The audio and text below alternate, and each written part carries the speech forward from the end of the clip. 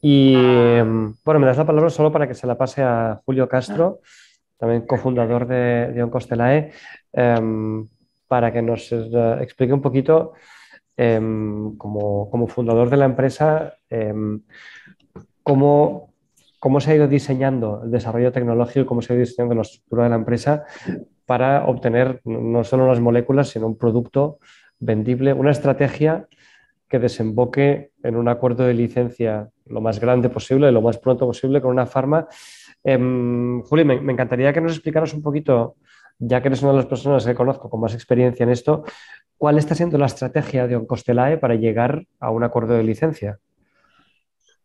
Eh, Gracias, Daniel. Bueno, encantado de estar aquí y poder compartir un poco esta sesión y un poquito de mi experiencia, porque la estrategia de Oncostela, creo que uno de los puntos fuertes que tiene es que se basa en experiencias previas positivas. O sea, bueno, en mi caso yo siempre empecé trabajando en Bayer en Alemania y después estuve un tiempo trabajando en Almirall, pero después de trabajar en Almirall, pues ya sabiendo un poco habiendo visto la otra parte en Valle y Almiral de qué quería la empresa farmacéutica ver en proyectos de licencia, pues me fui a Horizon y junto en Horizon pues impulsamos un proyecto inicial de inhibidores del SD1 que licenciamos a Roche por un doble dígito de millones, o sea que en principio ya teníamos una experiencia inicial no solo de haber visto qué quería Pharma licenciar, sino una experiencia complementaria de haberle ofrecido a Pharma un proyecto para que lo licencie. Con esa experiencia monté mi propia empresa, Palo Biopharma, y desde Palo Biopharma en el 2015 firmamos un acuerdo de licencia con Novartis, también por un doble dígito de millones inicial, de pago inicial, que después se han ido cumpliendo milestones. O sea que cuando fundamos Oncostela, que fue precisamente intentando eh, imitar el modelo que nos había llevado a acuerdos de licencias exitosos, pues habían cosas que estaban claras de cómo debía hacerse, habían cosas que estaban claras de a qué se tenía que llegar y sobre todo algo que considero esencial de qué inversión necesitábamos para llegar a un punto de inflexión. Entonces, bueno, pienso que en eso se han ido trabajando, eh, se ha ido generando propiedad intelectual sólida de compuestos nuevos, se ha ido trabajando en áreas terapéuticas donde la necesidad de mercado es alta, lo que garantiza un buen retorno y, y se ha ido haciendo la inversión necesaria para llevar los proyectos hasta un punto de inflexión.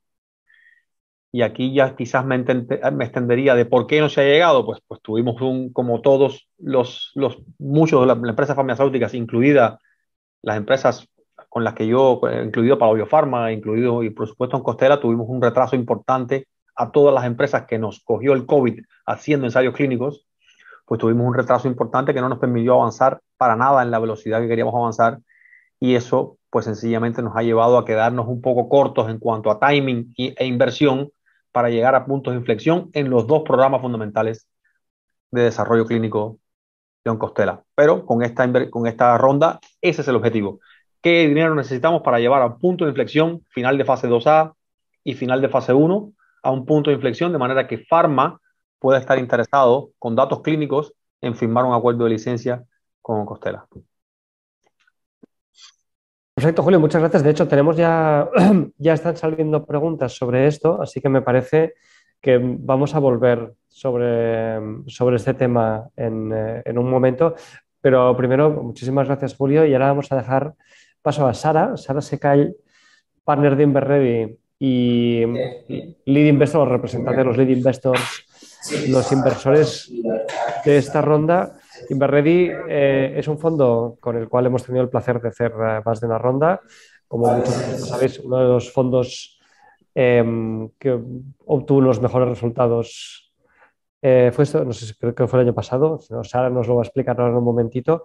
Y Sara, en representación de los demás fondos que están entrando también en esta ronda, Shes Galicia, DARPA Pharma, etcétera, etcétera, pues está aquí para contarnos por qué Inverready ha invertido en Oncostelae y qué es lo que veis o qué es lo que esperáis conseguir como inversores. Sara, muchas gracias por estar aquí. Oye, pues muchas gracias a vosotros y encantada, como siempre, de saludaros a todos los que nos estáis escuchando. Bueno, para mí siempre es un placer estar con vosotros y contaros un poco lo que vemos en esta oportunidad, ¿no? Eh, a ver, ya nos hemos visto en varias ocasiones y lo que quiero destacar de esta oportunidad en Compostela es el equipo humano que hay detrás, que está probado y pasado por el rodillo, digamos, varias veces. No sé, son unas personas con las que ya hemos invertido en numerosas ocasiones. Nosotros estamos con ellos en varias de las compañías que han montado y os tengo que decir que estamos contentos de poder repetir en numerosas ocasiones con ellos, porque eso significa que hemos desarrollado una relación que va más allá de una molécula, de una oportunidad, etc. Y ellos, este equipo, nos ha hecho ganar dinero a Inverready. Parte de nuestro éxito que explicamos a todos, obviamente invertimos en un portafolio de compañías, algunas de ellas van muy bien, algunas van regular y algunas pierden. Tengo que deciros que el éxito de Inverready pues, en gran parte está debido a las compañías pues, como Pharma y por eso nosotros no queremos dejar de estar en compañías que lleve este equipo, ¿no? Y el equipo es quienes veis delante, Guido, que es un excelente químico médico con el que llevamos ya pues, 7 años de andadura y obviamente con Julio, con quien llevamos todavía más porque estamos en Palo Biopharma. Entonces, este aspecto del equipo se revierte en aspectos importantes como el hecho de que están ya probadas las estructuras. Ellos han pasado muy de puntitas con el equipo de Mabel Loza, pero es un tándem, digamos, que a nivel de biología y de mirar pues todo el efecto posible off-target effect o mirar qué tan efectiva es, qué tan específica una de las moléculas que ellos crean es importantísimo el trabajo que hacemos con Mabel Loza, con quien también pues nos sentimos muy a gusto trabajando, ¿no? Entonces, uno es el equipo que nos ha hecho ganar dinero en Inverready y por tanto creemos que vale la pena seguir apostando por ellos siempre, ¿no? Un equipo que además es súper prolífico. Cuando en otras compañías que estamos, y lo sabéis, pues a lo mejor estamos desarrollando una molécula, ¿no? Aquí os tengo que decir que debido a las capacidades de este equipo, Juan Camacho, que no está aquí, pero que está ayudando a la compañía, Guido, Julio, etcétera, aquí siempre habrá química y siempre habrá invención. Son una gente que es muy witty, descubriendo nuevos fármacos, pensando cuál es la mejor estructura y la más simple posible estructura. Piensan desde el principio en cómo fabricarla para que sea de una síntesis escalable. Todo esto, obviamente, con el primer activo ya lo hemos hecho, pero os hemos explicado, ¿no? que hay activos por detrás. Estos activos por detrás, cuando invertimos en Compostela, tenemos la certeza de que van a ser escalables, fabricables a un precio correcto, etc. Y a nivel de socios, también deciros que es un equipo además que está muy alineado con el interés de lo que es un socio pequeño. Pensar que Inverready aquí ha invertido desde el fondo 2, que es un fondo relativamente pequeño, los intereses están muy alineados. Por ejemplo, aquí en esta compañía, en Compostela, hemos sido súper activos en conseguir financiación no dilutiva y esto sabéis que para nosotros es fundamental y lo seguirá siendo en nuestra ronda. Todo el dinero que podemos conseguir, y aquí estamos a un buen ratio en financiación no dilutiva, es dinero que ayuda a que nosotros como inversores y vosotros también, si os unís al proyecto, sacamos una rentabilidad más alta, ¿no? Entonces, En este sentido estamos muy alineados y muy contentos. Por tanto, estos tres aspectos destacaría, ¿no? Nosotros esperamos, como en otras ocasiones, tanto si acabamos vendiendo toda la compañía como si licenciamos los productos uno a uno, poder sacar una rentabilidad. Obviamente, pues como lo hemos hecho ya en el pasado con este mismo equipo emprendedor. Fantástico, Sara, muchísimas gracias. Meridianamente claro como siempre y creo que probablemente habría dicho algo muy parecido en tu lugar. Desde luego, nosotros también creemos que el equipo es un aspecto fundamental de este proyecto. Y otras cosas que nos están empezando ya a preguntar. Tenemos, Teo, tenemos un pequeño atropello de preguntas ya. Así Sí, que además veo que Julio ha empezado a contestarlas. Sí, sí, sí, pero no a se ver. podía estar. Sí. Bueno, empezamos Un con las segundo, preguntas. espera un momentito, perdón. ¿No? Antes, como decíamos antes, que Sara no se puede quedar mucho rato. Igual, si alguno del público tiene alguna pregunta que sea específicamente para Sara, que la haga en el próximo par de minutos, o si no, pues después ya Guido o Julio podrán contestar. Así, Sara, muchísimas gracias por estar aquí. Sé que tienes que salir corriendo, así que cuando lo consideres necesario. Muchas gracias, sí, saldré y me despido de todos vosotros. Que tengáis una buena sesión. Gracias, Muchísimas gracias, Sara. Gracias, Sara. Todo tuyo. Gracias, Dani. Sara, espérate un poco por si alguien quiere preguntarte algo concretamente. Si no, pues te vas cuando puedas. Raúl, cuando quieras, puedes formular tu pregunta. Adelante. Sí, hola, no sé si me oís. Sí, perfecto, Raúl. Vale. Bueno, no, quería, como he puesto en el chat, preguntar un poco si habéis tenido ya algún interés concreto de Big Pharma y si está más pensado en molécula a molécula o interés en la venta de la compañía en su conjunto. Luego un tema, como sabéis, pues yo en Kern Pharma comercializo biosimilares como infliximab o adalimumab, por tanto, si veis que esto realmente es un sustituto completo o es una terapia, digamos, conjunta respecto a estas moléculas en los tratamientos actuales. Y por último, bueno, ¿qué porcentaje de riesgo de éxito creéis que puede obtener este ensayo 2A, que entiendo que es lo que va a confirmar un poco todo el proceso en el que estáis de cara a un posible licensing, ¿no? Sí, muchas gracias. Contesto yo. Sí, hemos estado en contacto con realmente todos los farmas que trabajan en el sector GI y desde hace años ya en cada BioEurope o Bio de estos eventos de partnering estamos actualizando el estatus del proyecto con ellos y básicamente lo que quieren ver son datos clínicos en pacientes. Entonces, no solo la seguridad del compuesto, que es nuestra contribución fuerte frente a otros inhibidores de JAK que tienen esas toxicidades sistémicas. Y esta seguridad ya la hemos comprobado en animales y también en voluntarios sanos. Pero la farma también quiere ver tendencias de eficacia y eso, claro, necesitas un ensayo en pacientes de colitis ulcerosa. Entonces, eso sería el momento en que tengamos los datos del ensayo actual para realmente sentarse con Big Pharma y bueno, hablar de un posible acuerdo de licencia.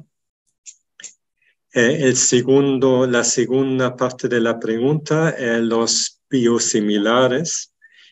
Sí, los biológicos, claro que tienen, de momento, tienen una gran parte del mercado y los biosimilares bajan el precio, pero todavía creo que un compuesto pequeño es más económico que un biológico.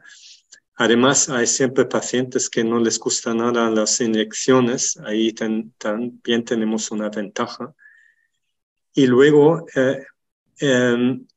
lo que pasa con algunos biológicos es que solo funciona, no sé, un 30-40% de los de los pacientes y también deja de funcionar después de 1 año o 2 años, puede ser que una molécula pequeña, segura, se puede usar para un tratamiento más largo, crónico.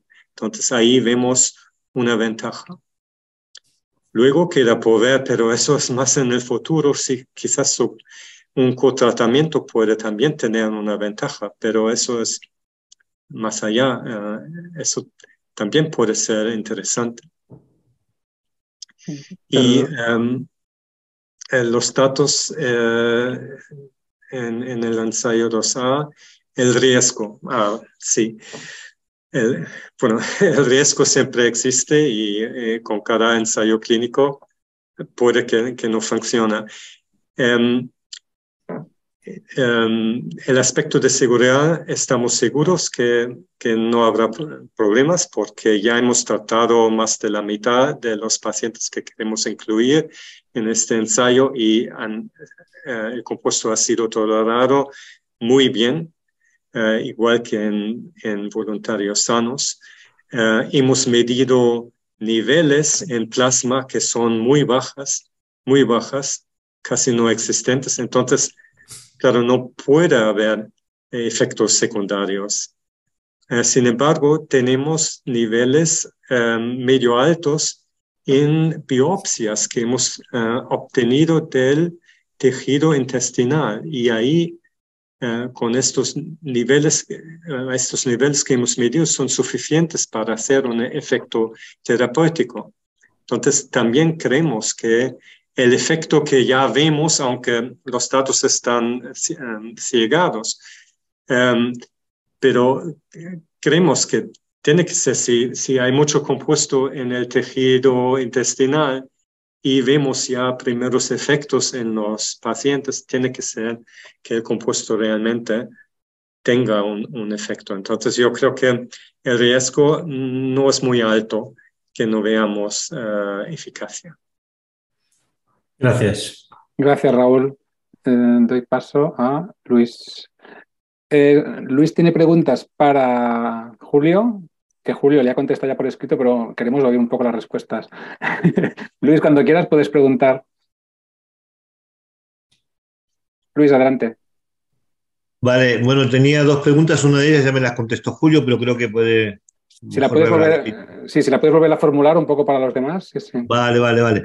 No, un poco era la pregunta respecto de la química, porque sin más datos no se podía deducir si lo que estáis partiendo son de scaffolds ya validados, por ejemplo, inhibidores de JAK, y añadiéndole química específica de GI, o lo que estáis haciendo es diseñar la molécula ex novo, por así decirlo, ¿no? Esta es una pregunta que creo que es relevante de cara a esa expectativa que creas con la Big Pharma, ¿no? Y esta es la primera pregunta que tenía. Gracias. Adelante, Julio. Bueno, sí, ya yo me he lanzado a contestar por escrito porque es mucha, no sé, las palabras se las lleva el viento, a veces es mucho más fácil tenerla por escrito, ver las respuestas y demás, ¿no? Pero sí, efectivamente, ese es nuestro know-how. Nosotros nos dedicamos a diseñar nuevas moléculas. Y nosotros, sí, en estos 2 proyectos no hemos partido de ningún scaffold conocido, sencillamente hemos diseñado y patentado nuevos scaffolds. Nuestras estructuras de inhibidores de JAKs no las tiene nadie, son nuestras.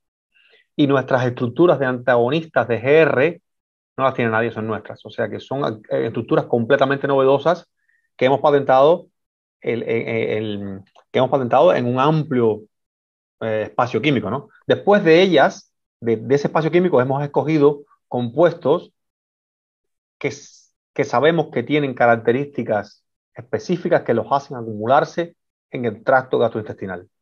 Pero bueno, es química nueva, son 2 patentes completamente diferentes.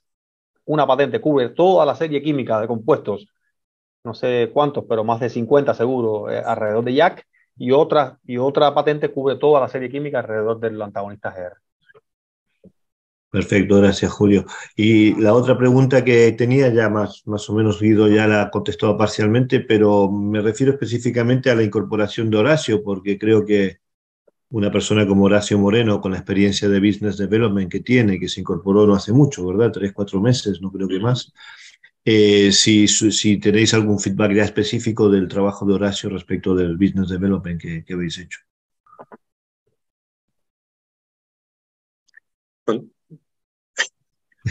Sí, sí, exactamente. Por eso, porque nos estamos acercando ya al final y a el readout de los datos en la fase 2A con el primer compuesto.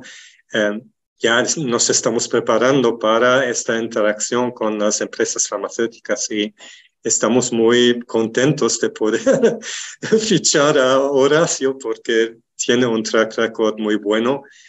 Muchísima experiencia con el contacto con las farmas y ya ha hecho su primer Bio Europe, entonces ya está tomando el lead en este aspecto. Sí, nos esperamos realmente mucha ayuda de parte de Horacio. Perfecto. Luis, ¿quedas contestado? Tenía otra pregunta que no puse en el chat, pero ya que estoy hablando, aprovecha. Aprovecho. ¿Cómo va el ritmo de reclutamiento? ¿Cuál es vuestra expectativa de calendario en el ritmo de reclutamiento del año? Sí, sí, claro, eso también era una razón por la cual necesitábamos más dinero, porque tuvimos mala suerte 2 veces. Justo iniciamos este ensayo 2A justo en el momento en que empezó la pandemia. Entonces ahí tuvimos ya un retraso de 1 año más o menos. Y luego cuando vimos que a este ritmo, aunque nosotros tenemos, yo creo que son 12 o 14 hospitales en España, pero incluso así, con este número alto, el ritmo de reclutamiento no es suficiente y tuvimos la gran idea de abrir 2 hospitales en Ucrania y justo en el momento en que los abrimos empezó la guerra, entonces otro retraso. Sí. Pero la parte buena es que la profesionalidad de los hospitales en Ucrania es increíble. En verano nos contactaron que ahora ya pueden empezar a reclutar pacientes, si podemos considerar reabrirlo otra vez. Y claro, nos sorprendió un poco por están ahí cayendo bombas y tal, pero no, en poco tiempo reclutaron ya un gran número de pacientes, entonces estamos yendo mucho mejor que antes y pensamos que en el primer trimestre quizás del año que viene ya yo creo que vamos a reclutar a todas las personas que queremos incluir en el estudio. Después hay un trimestre más o 2 incluso para leer todos los datos, interpretarlos y tal, pero así podemos cumplir los timelines que nos hemos puesto para realmente tener un paquete de datos sólidos y completos al final del año que viene. Perfecto, muchas gracias, Guido. Gracias, Luis. Doy paso a Xavier. Xavier, cuando quieras. Ya estás. Tenías varias preguntas. Sí. Adelante, Xavier. Bueno, he hecho algunas preguntas, gracias porque me las habéis contestado parcialmente. Ahora enfatizaré en una. Quería decir 2 cosas. Estoy aquí no como consultor en mi vida profesional, sino como posible inversor, o sea que me saco un sombrero y me pongo el otro. Y porque las personas que lideran el proyecto, Julio, Guido, Sara, la incorporación de Horacio, los conozco a todos bien y todos me merecen no es solo una cuestión de respeto, sino aprecio y consideración profesional súper alta. Por lo tanto, esto ha sido un atractivo para mí. 2, yo quería enfatizar un aspecto antes, solo muy cortito, Ucrania. Acabamos de presentar nosotros, y es una cosa aparte, unos datos a la FDA sobre Ucrania. Los hospitales ucranianos nos los han facilitado durante estos últimos meses, o sea, han continuado con un gran esfuerzo trabajando en presentar los resultados. El único problema es que los inspectores de la FDA no quieren ir a Ucrania, que yo lo entiendo, a hacer inspecciones de los sites, pero los datos se han considerado válidos. Tres, mi punto principal, la eficacia. Es decir, entiendo que le dais un gran valor, y yo creo que lo tiene, el tema de la seguridad. Es un factor diferencial clarísimo. Hace muchos años que dentro de la EMA habíamos discutido las diferencias entre colitis ulcerosa, Crohn, cómo abordar ambos, etcétera. Y uno de los puntos principales es el uso de endpoints para eficacia, porque al final los productos se aprueban no por seguridad. Hay que entender lo que voy a decir ahora. No es que no se aprueben por seguridad, pero se aprueban también o también por la eficacia, ¿no? Entonces, habrá que demostrar que el fármaco, además de ser más seguro que, también demuestra por sí mismo eficacia con los parámetros controvertidos, hay que decirlo, pero con los parámetros que existen actualmente para medir, hablo de primary endpoints de eficacia, en la colitis ulcerosa. Crohn sería otro asunto, ¿no?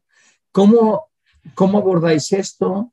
¿Qué feedbacks habéis tenido? Si tenéis alguno en relación una vez consolidado el aspecto de seguridad, cómo abordar la eficacia, que en mi muy personal punto de vista será uno de los key points de la aprobación.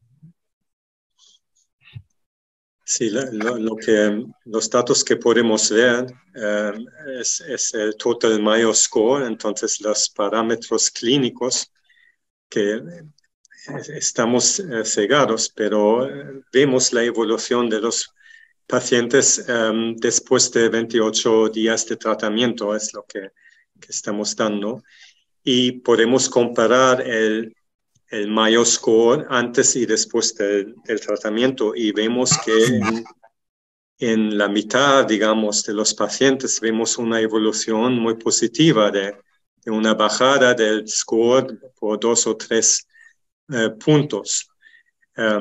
Por eso estamos optimistas ya que después de levantar el ciego, que siga también haciendo sentido.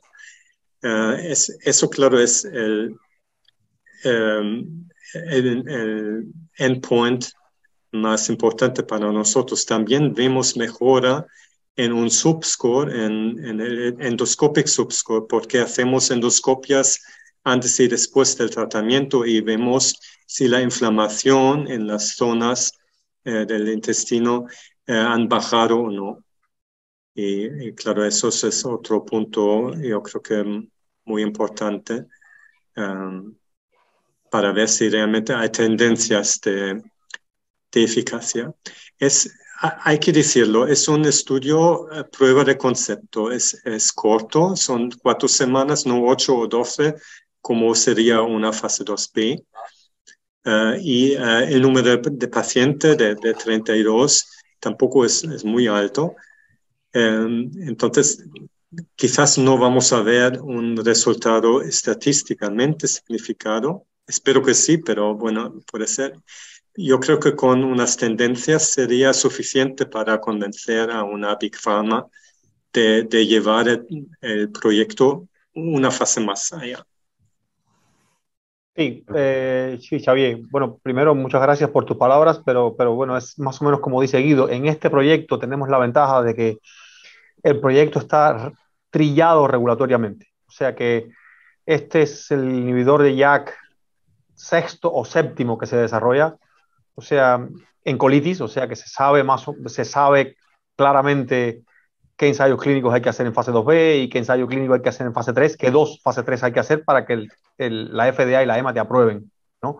O sea que creo que el path regulatorio lo definen los JAKs anteriores, los efficacy endpoints los definen los paths anteriores, el número de pacientes para ser estadísticamente significativo los definen los paths anteriores, los JAKs anteriores.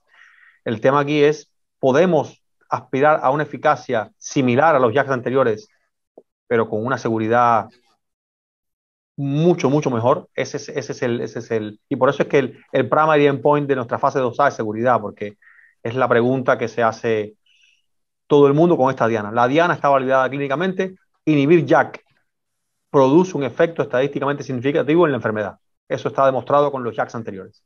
El tema es si puedes producirlo localmente, ese efecto, y evitar los efectos secundarios sistémicos. Sí, sí.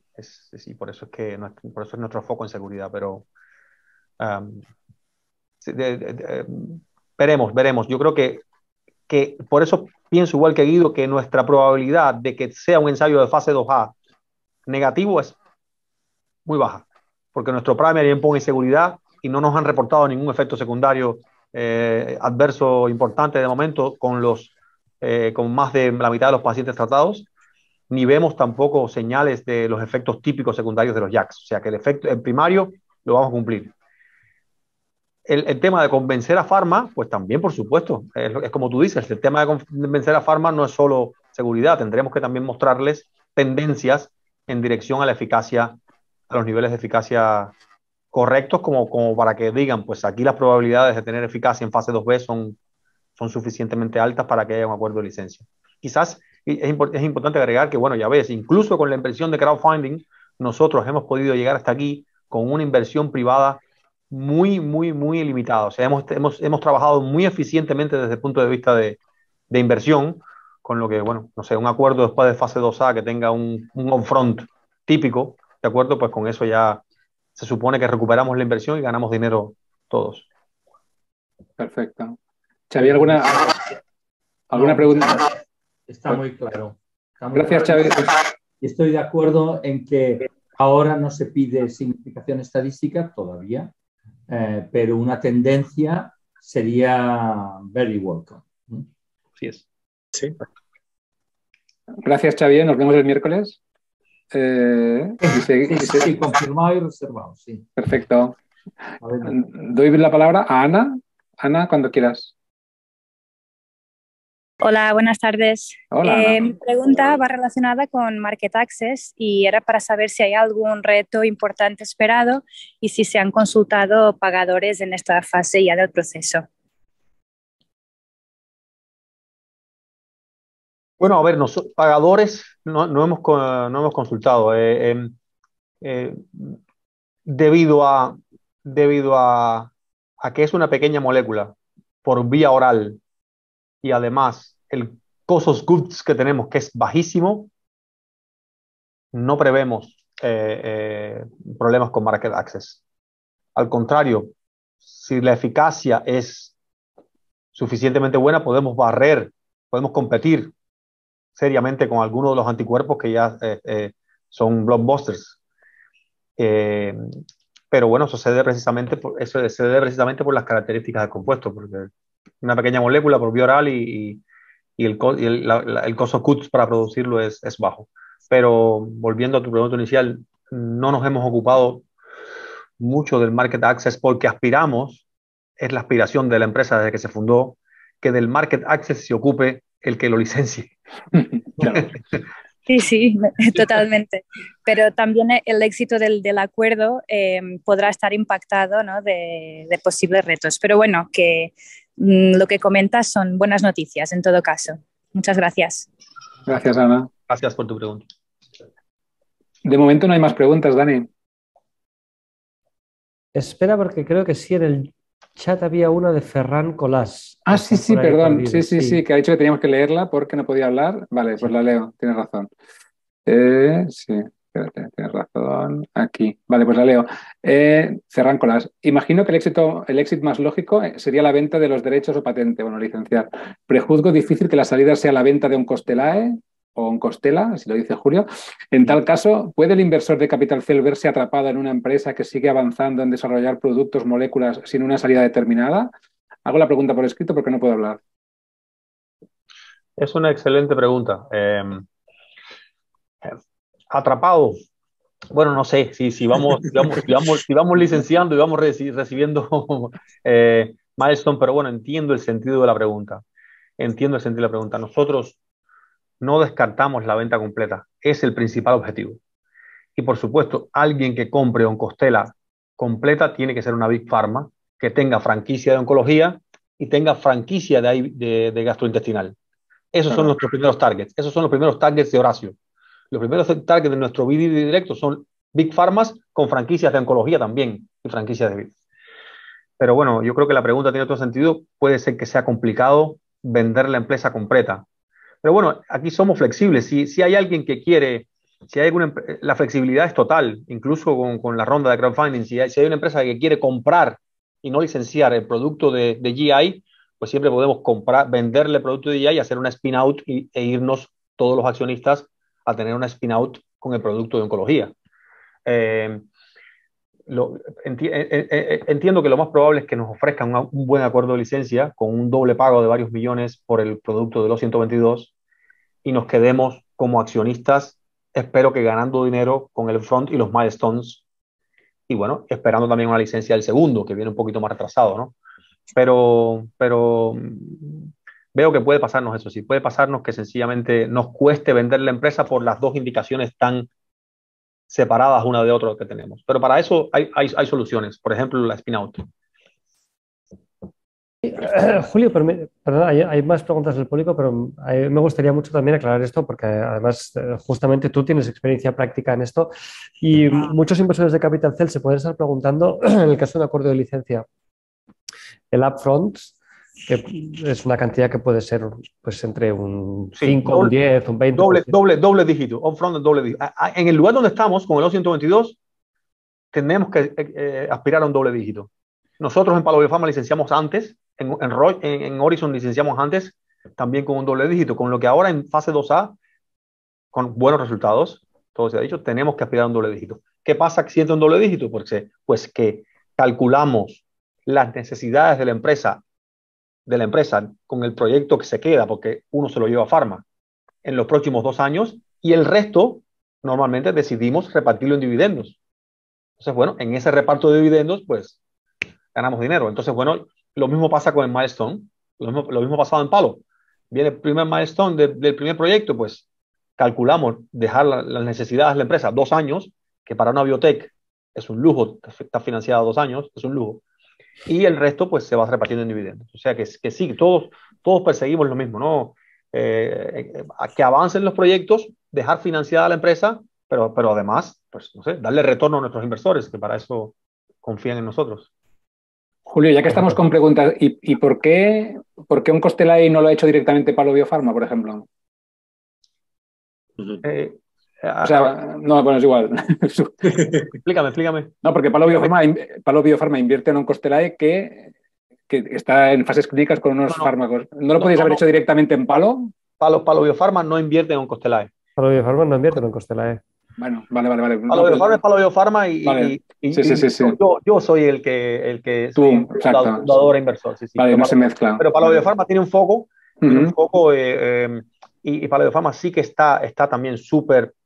Bueno, no sé el objetivo de Palo Biopharma, pero Palo Biopharma hacemos receptores de adenosina, estamos focalizados en unas dianas terapéuticas. Claro. Y eso es lo que entra dentro del foco de Palo Biopharma. Entonces, bueno. Vale, es un tema de foco. Sí. Vale. No hay. César tiene 2 preguntas, pero no se desmutea. César, si quieres. Sí, no, yo estoy desmuteado. Vale, adelante, César. Para que no hubiera ruido. Bueno, yo tenía mi primera pregunta es en caso de no poder llegar a un acuerdo con una farma, ¿tenéis previsto seguir el desarrollo en fase 3? ¿O en Costelay no puede abordar este tipo de...? Sí. El siguiente ensayo sería una fase 2B, ¿no? Para realmente probar si con un tratamiento de 8-12 semanas llegamos a los endpoints, no solo en seguridad, sino también en eficacia. Y en varias dosis realmente ver qué dosis da el mejor resultado. Este ensayo ya cuesta mucho más de lo que hemos invertido hasta ahora. Entonces, sí, y una fase 3 aún mucho más. Entonces, lo que quiero decir que quizás encontraremos inversores que nos financien una fase 2B, sí. Pero para una fase 3 yo preveo que se necesita un colaborador en forma de una multinacional o una empresa más grande, porque es realmente costoso. De acuerdo. Otra pregunta, perdona, ya que va hilada con esta, yo vengo del mundo del cáncer de ovario, esto no lo controlo mucho, la enfermedad inflamatoria intestinal. Entonces, el posible ensayo en fase 3 que siguiera la Big Pharma o la compañía con la cual se llegara a un acuerdo, los comparadores serían los biológicos. El comparador en la fase 3 tendría un comparador interno que sería un inhibidor de JAK, seguramente. Inhibidor de JAK frente a inhibidor de JAK. Exacto, inhibidor de JAK frente a inhibidor de JAK. Un TET-to-TET. Vale. Ojalá, sí. Y el objetivo es, bueno, pues inhibidor de JAK aprobado para la enfermedad contra inhibidor de JAK restringido, porque los inhibidores de JAK aprobados tienen un black box de la FDA precisamente por efectos secundarios. Si nosotros podemos llegar a compararnos con ellos y tener eficacia similar, ni siquiera tenemos que superarlos en eficacia similar y evitar los efectos secundarios, seguro que vamos a acceder al mercado y seguro que vamos a vender mínimo lo que venden los JAKs. Y hay que empezar por ahí. O sea, de momento los anticuerpos no los consideramos los competidores y en algún momento incluso nos podemos hasta combinar con ellos, ¿no? Pero los JAKs son los competidores directos. Los JAKs son los que queremos, pues, desplazar del mercado con un JAK seguro. Vale, muchas gracias. Gracias a ti, César. Gracias, César.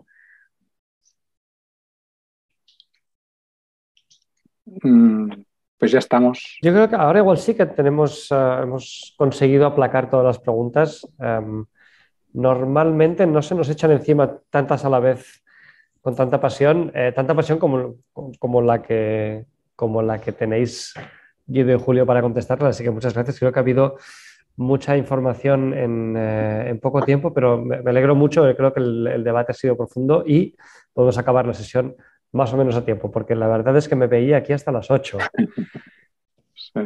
De todos modos, para aquellas preguntas que se hayan quedado todavía en el aire, los que les haya quedado algo poco claro, evidentemente, tanto el equipo de Oncostelae como nosotros estamos dispuestos y disponibles para contestar cualquier pregunta que tengáis, pero la ronda se lanza mañana. A través de la plataforma de Capital Cell, abriremos por la mañana. Es una ronda de 1,6 millones, de los cuales 500.000 ya están aportados por socios actuales. La ronda puede llegar hasta los 2 millones, con lo cual hay una cierta flexibilidad porque las necesidades financieras de Oncostelae están ahí entre los 2,8 y los 3,3. Y hay un descuento sobre la valoración que a mí me parece bastante atractiva del 15%, de manera que la valoración de salida es 12,75. Sí, exacto. Durante los primeros días. Así que, Teo, confírmanos por favor las fechas, etcétera, etcétera, y vamos a acabar la sesión ya. Gracias, Dani. La ronda, tal como indicabas, sale con un pre-money de 15 millones con descuento del 15, que eso es 12,75 millones de pre-money. Será de 1,6, de los cuales 500.000 ya están comprometidos y podemos ir hasta los 2 millones con el overfunding del 125. Y el descuento es válido para todos los tickets a partir de 1.000 euros hasta el día miércoles 14 del 12. Hemos dejado una semana más para que no nos pille el puente de la semana que viene, ¿vale? Y ya está, y saldría mañana por la mañana. Para los inversores que pongan tickets de 25.000 euros o más, el descuento es hasta el final de ronda y no es acumulativo con el otro descuento, ¿vale? Es el mismo descuento del 15, pero se mantiene hasta el final. Y nada más. Perfecto, pues entonces vamos a acabar. Como siempre, Guido, Julio, tenéis el último minuto para cerrar la sesión y dar vuestra conclusión y cerramos. Sí, muchas gracias por atender y yo creo que quizás no hemos profundizado todo. Os invito si tenéis alguna pregunta. Por ejemplo, por el segundo proyecto que no hemos tocado tanto y que es en oncología, y sé que muchos de vosotros os interesáis por proyectos en oncología, estaría encantado contestar a vuestras preguntas. Tiene un mecanismo de acción muy interesante, nuevo, y solamente quería hablar del proyecto más avanzado, que es el de IBD. Muchas gracias y espero que os animáis a acompañarnos. Por mi parte también, muchísimas gracias por la sesión, me ha parecido muy productiva y bueno, pienso que el principal atractivo de Don Costela, además del equipo, pues es sencillamente la valoración del proyecto en comparación con el estado avanzado de la pipeline clínica. Los proyectos que estamos desarrollando en clínica, en el mercado, vistos desde un mercado global, valen mucho más que la valoración pre-money que estamos ofreciendo y por eso es que yo creo que es una oportunidad de inversión muy interesante. Totalmente de acuerdo. Desde Capital Cell, encantados de trabajar con emprendedores que están pensando en conseguir que la ronda se cierre de manera atractiva para todo el mundo, repartir valor a todos y tirar para adelante lo más rápidamente posible. Muy preferible, y esto ya es, perdón, mi último minuto entonces, es, creo, la manera más constructiva de levantar rondas antes que defender valoraciones muy altas, un poco porque sí. Así que Guido, Julio, muchísimas gracias. Os deseo suerte, creo que no la necesitáis, pero os deseo suerte para que la ronda se cierre lo más rápidamente posible. Y a todos los que habéis estado aquí, muchísimas gracias. Gracias, Teo, por la organización. Y a partir de mañana nos vemos en la plataforma de Capital Cell. Muy buenas tardes. Gracias, Daniel. Gracias. Hasta luego. Gracias.